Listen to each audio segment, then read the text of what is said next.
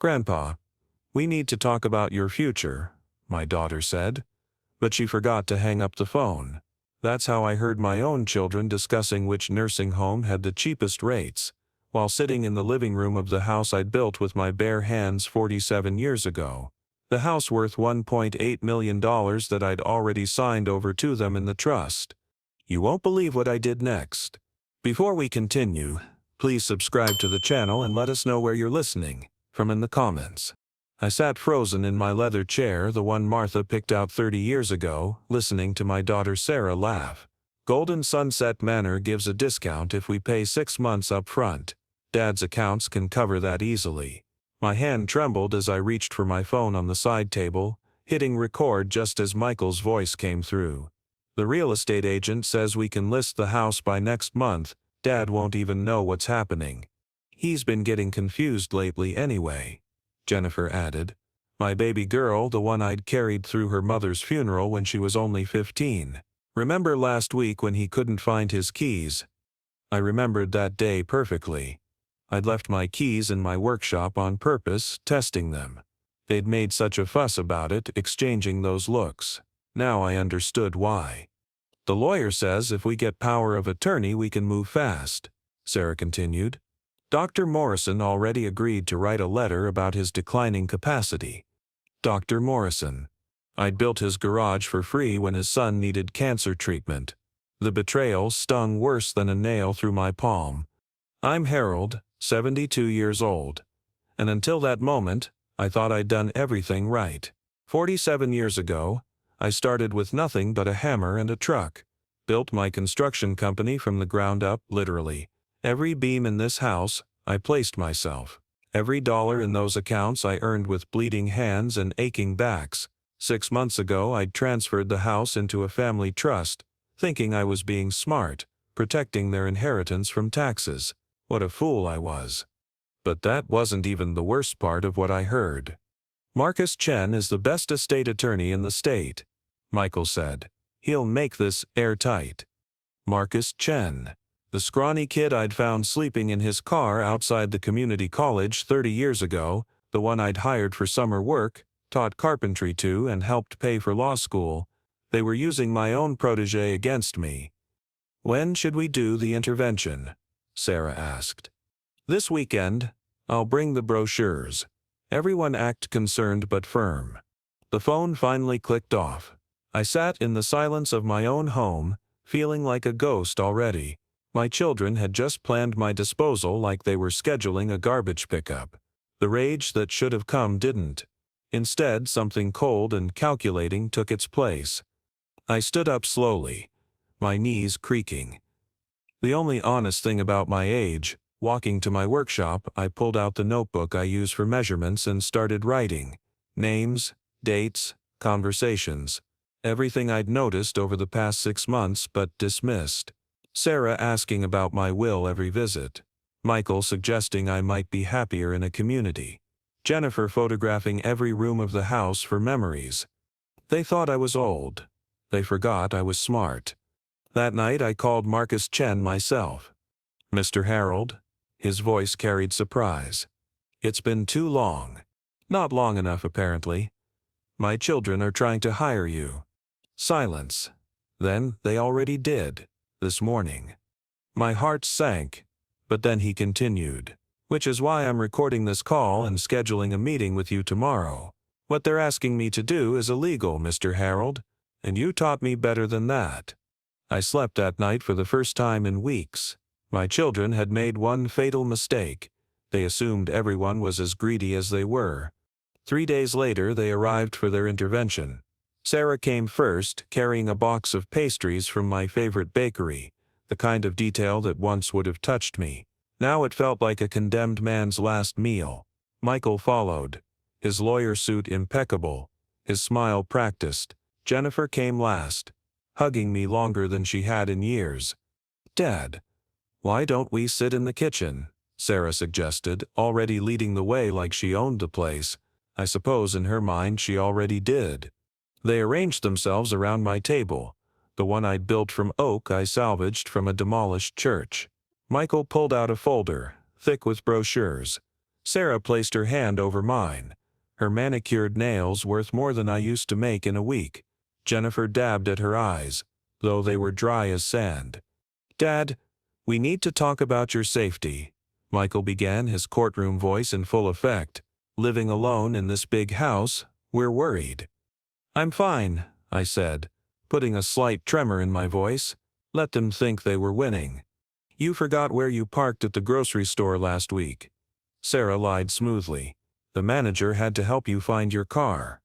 I hadn't been to that grocery store in a month, but I nodded, looking confused. They exchanged glances. Sharks, smelling blood. And Mrs. Patterson said she saw you wandering the neighborhood at night, Jennifer added. Mrs. Patterson had been dead for 2 years, but I didn't correct her. Instead, I let my eyes go slightly unfocused, staring at the wall behind them where Martha's picture hung. My wife would have torn them apart for this. Michael slid a brochure across the table. Golden Sunset Manor. It's the best facility in the state, Dad. They have activities, medical care, 3 meals a day. It's expensive, I mumbled, playing my part. Don't worry about that, Sarah said quickly. Too quickly. We'll handle everything. The house will cover it.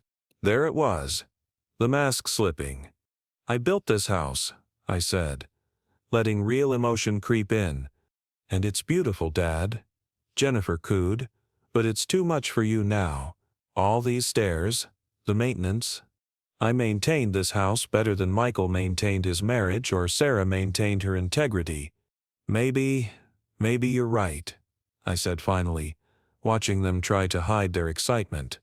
Of course, Michael said, already packing up his brochures, mission accomplished in his mind. Take all the time you need. They left within the hour, probably to celebrate. I waited until their cars were gone, then called Marcus again. Did you get it all? I asked. Every word. They're also planning to meet with me tomorrow to expedite the power of attorney. Mr. Harold. What they're doing. It's elder abuse, fraud, conspiracy. We can stop them. No, I said. Not yet. Let them dig deeper. But I didn't know then that my life was about to be destroyed in the next 10 minutes. Marcus called back. Mr. Harold, I just found something. They've already filed paperwork. 3 weeks ago, they're claiming you have dementia. My legs gave out. I sat hard on my workshop stool. There's more. Michael has been accessing your investment accounts. The passwords were changed last month. You need to check your balances. With shaking fingers, I logged into my accounts. $340,000. Gone. Transferred in small increments over 2 years, small enough to avoid federal notices. My son, the lawyer, the one I'd sent to Harvard, had been stealing from me like a common thief. Mr. Harold? Are you there? I'm here, I said, though I felt like I was drowning. What else? Sarah has 4 credit cards in your name. Total debt, $78,000, all for her husband's restaurant equipment. The restaurant that failed 6 months ago, the one I'd already loaned them $200,000 for. And Jennifer? Marcus paused. She's been showing your house to buyers. She has a signed purchase agreement. $1.4 million cash offer closing in 30 days. That's $400,000 below market value. The buyer is her brother-in-law. They're keeping it in the family. I hung up, sat in my workshop surrounded by tools that had built an empire, now being carved up by vultures I'd raised. Martha's picture stared at me from the workbench. I'm sorry, I whispered. I failed them. But then I saw something else on that workbench. The first dollar I'd ever earned. Framed. Next to it, a photo of Marcus at his law school graduation. Below that, a thank you card from Judge Patricia Reeves when I'd renovated her mother's house for free. I wasn't alone. I'd spent a lifetime building more than houses. Marcus, I said when I called back. File everything. Criminal charges, civil suit, everything. Are you sure? They're your children. No, I said. My children died the day they decided I was worth more dead than alive. The next part happened fast. Within 48 hours, the court issued a restraining order preventing the house sale. My children were served at their jobs. The charges were serious: elder abuse, financial fraud, conspiracy to commit fraud, identity theft. Sarah was served in the middle of a board meeting at the hospital. Michael in court, arguing another case. Jennifer at an open house, in front of clients. My phone rang within minutes. "Dad, what have you done?" Sarah screamed. "I'm just a confused old man, remember?" I said calmly. "I don't know what you're talking about. This is Marcus Chen's doing. He's manipulating you." "Who's Marcus Chen?" I asked innocently. "Dad, please. We can explain everything." I hung up. Let them panic. Let them feel what I felt when I discovered my own children were planning to bury me alive. Michael tried next, his voice lawyerly. "Dad, this is all a misunderstanding. We need to talk. My attorney says I shouldn't speak to you without him present." "Your attorney?" "Dad, I'm your son. Are you? My son wouldn't steal $340,000 from me." Silence. "Then I was managing your investments. You gave me permission. I have recordings that say otherwise." I hung up on him too. Jennifer didn't call. She texted, "You're destroying our family." I texted back, "You already did that." But that wasn't the worst thing she did. Marcus called that evening. "Mr. Harold, we found something else. Life insurance policies. 3 of them, each worth $2 million. I don't have life insurance that high." "You do now. They took them out 6 months ago. The premiums are being paid from your accounts." 6 months ago. Right when I signed the trust. They'd been planning this from the beginning. "There's more," Marcus continued. "Jennifer has been telling people you have dementia for months. She's been building a case. Sarah convinced Dr. Morrison to prescribe Alzheimer's medication you don't need. Michael has been in contact with 3 nursing homes, all owned by his college roommate's company. They were getting kickbacks for your placement." I sat in my kitchen, in the house I built, looking at the empty chairs where my children used to sit for Sunday dinners, where Sarah had announced her engagement, where Michael had cried after failing the bar the first time, where Jennifer had brought her first boyfriend. All lies. All of it. "File additional charges," I said. "Insurance fraud. Attempted murder." "Mr. Harold, that's serious. They were hoping I'd die quickly, weren't they? That's why Golden Sunset. It has the highest mortality rate in the state." Marcus was quiet. "Then, yes, I looked into it. Average residency is 13 months. 13 months. That's how long my children expected me to live after they locked me away." 6 weeks later, we sat in Judge Patricia Reeves's courtroom. She remembered me, of course. I'd rebuilt her mother's house after her father died, charged only for materials. She recused herself from showing favoritism, but made sure the case went to Judge William Chen, Marcus's uncle. My children sat with their expensive lawyers. Sarah wore the pearl necklace I'd given her for her 40th birthday. Michael kept adjusting his Harvard class ring. Jennifer clutched a tissue she never used. Marcus stood. "Your Honor, we'd like to present evidence of systematic elder abuse, financial fraud, and conspiracy." "Objection," Michael's lawyer said. "My client was acting in his father's best interests." "Then let's hear what those interests were," Judge Chen said. Marcus played the first recording. Sarah's voice filled the courtroom. "He's 72 and stubborn. Once he's in the home, we can sell everything." Sarah's face went white. Another recording, Jennifer laughing. "He'll never know what hit him. By the time he figures it out, if he ever does, it'll be too late." Jennifer started crying. Real tears this time. Michael's voice next. "The stocks are easy. Transfer them slowly. He never checks the statements anyway." Michael stood up. "That's taken out of context." "Sit down," his lawyer hissed.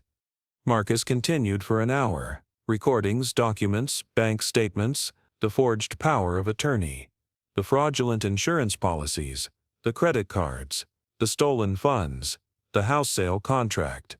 "Your Honor," Marcus said, "we have one more piece of evidence. A recording from Dr. Morrison." Dr. Morrison's voice. Nervous Mrs. Williams asked me to prescribe a recipe for her father, said he was showing signs of dementia. I didn't examine him. I just wrote the prescription. She said it was urgent. Why would you do that? Marcus's voice on the recording. She promised the hospital a donation. A big one, from her father's estate. The courtroom was silent except for Sarah's sobbing. Judge Chen looked at my children like they were insects. I've seen elder abuse before, but this is monstrous. Their lawyers tried to argue, claimed I was vindictive, that I'd set them up, that Marcus had manipulated me, but the evidence was overwhelming. Then Marcus called me to testify.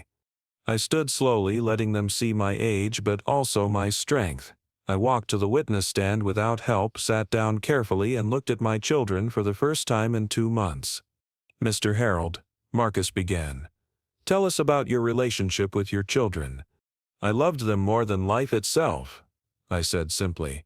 When their mother died, I thought I'd die too, but I had to keep going for them. Sarah was 22, about to graduate college.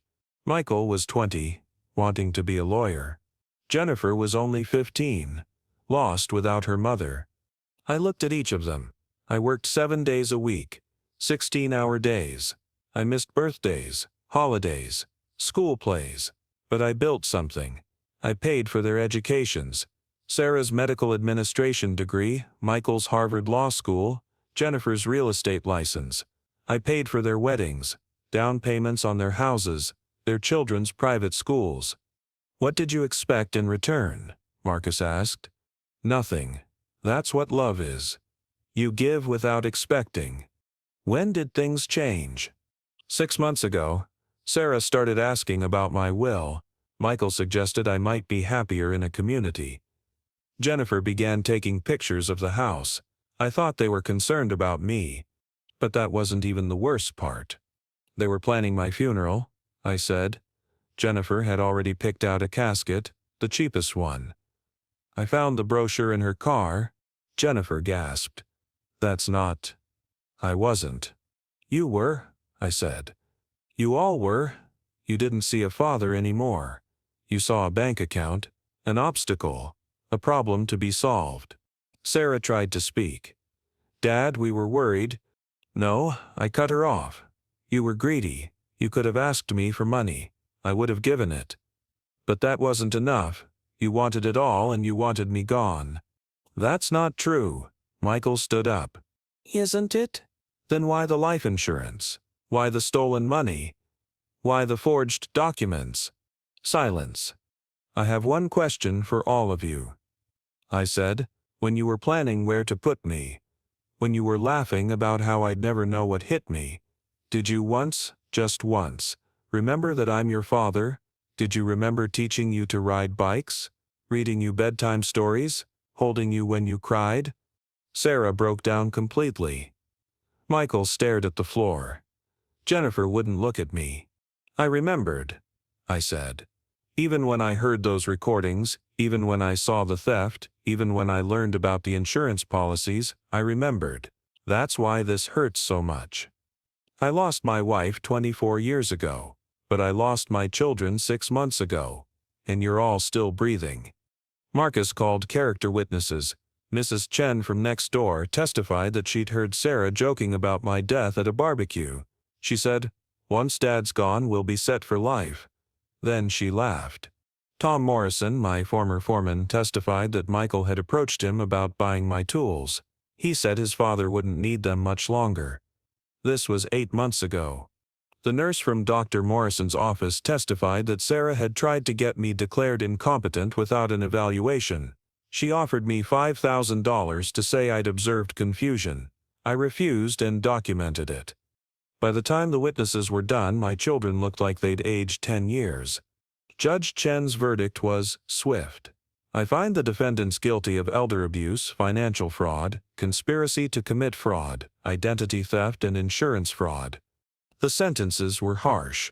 Sarah, 3 years prison, suspended to probation with restitution.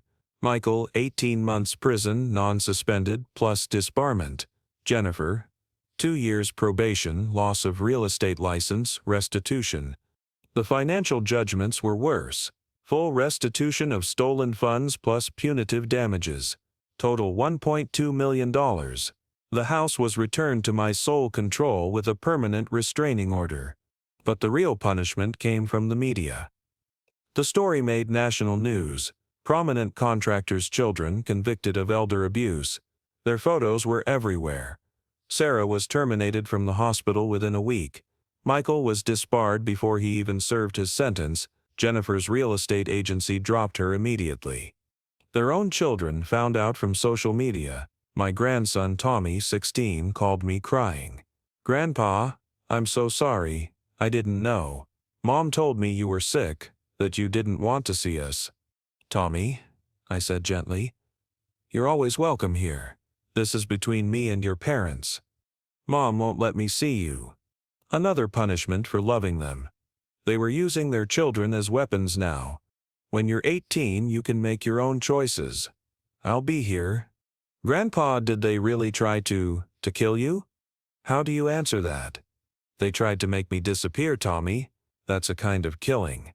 6 months after the verdict, Sarah appeared at my door. She'd lost weight, her designer clothes replaced with Walmart jeans. Her BMW gone, driving a 10-year-old Honda. "You're violating the restraining order," I said through the door. "Dad, please." 5 minutes. I could have called the police. Should have.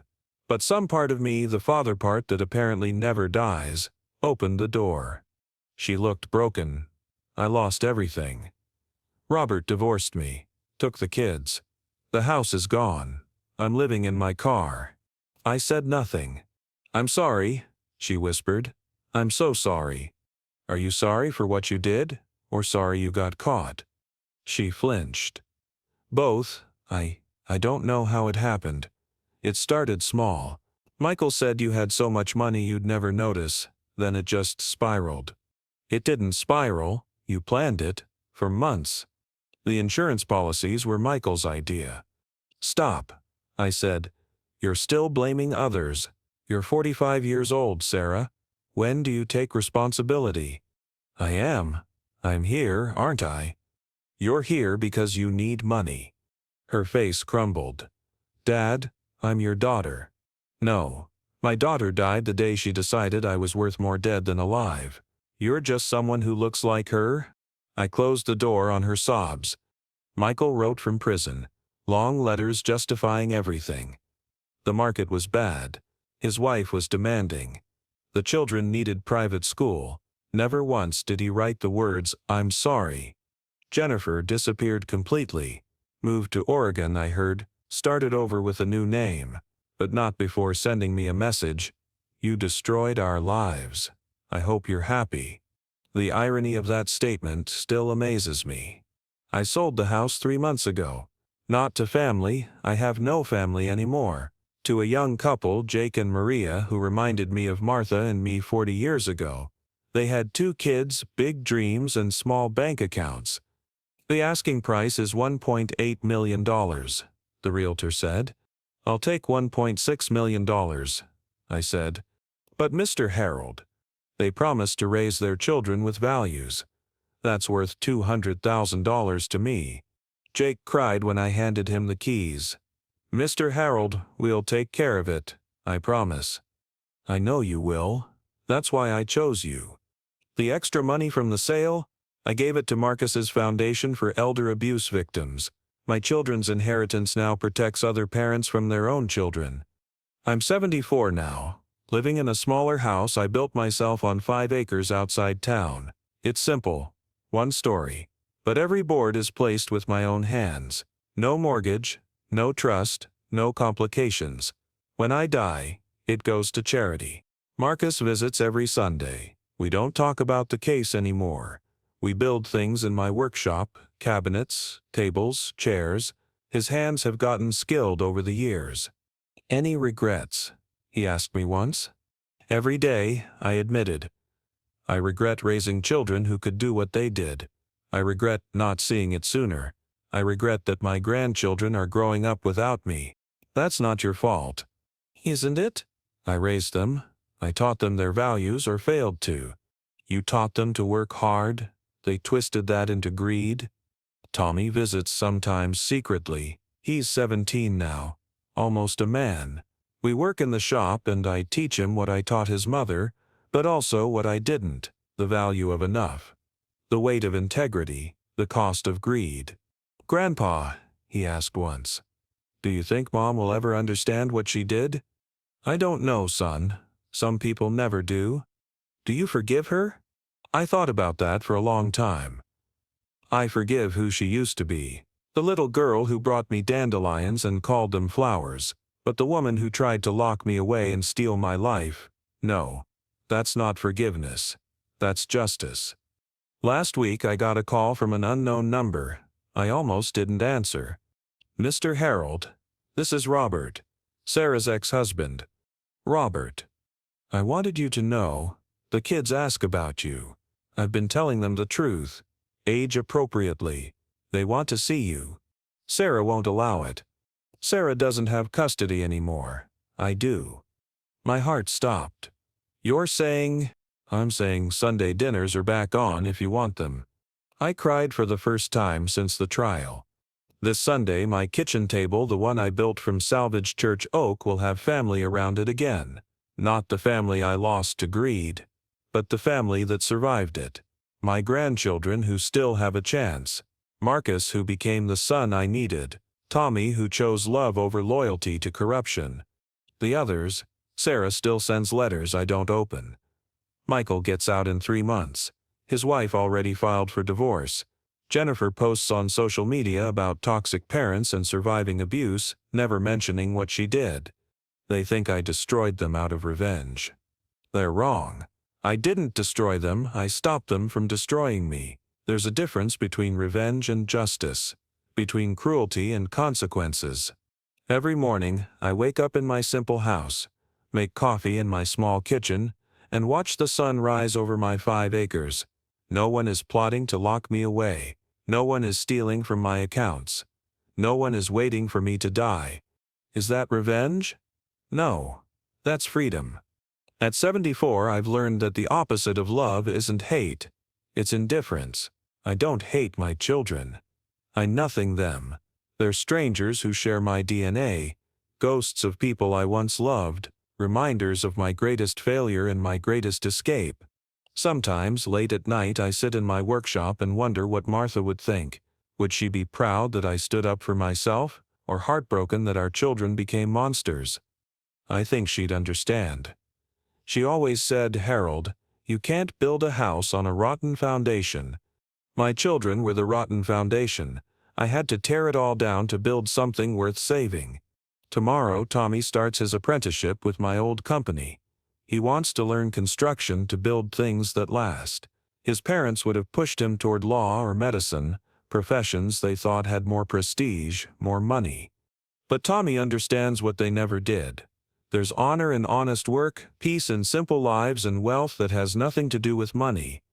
"Grandpa," he said yesterday, "I want to build houses like you did. But more than that, I want to build a family like you tried to. Only better." "How will you do it better?" "I'll teach my kids that money is a tool, not a goal. That family is about love, not inheritance. That getting old is a privilege, not a burden." I hugged him then. This grandson who chose to see truth over comfort, who refused his mother's poison, who found his way back to me despite everything. Maybe that's not revenge. Maybe that's redemption. My story doesn't end with triumph. It ends with survival. I survived my children's betrayal, their greed, their attempt to erase me. But more than that, I survived my own broken heart, my failure as a father, my guilt over what they became. Every day, I choose to keep going, not for revenge, not for justice, but for the simple act of living. I'm 74 years old. I've buried a wife, lost 3 children to greed, and watched my family crumble.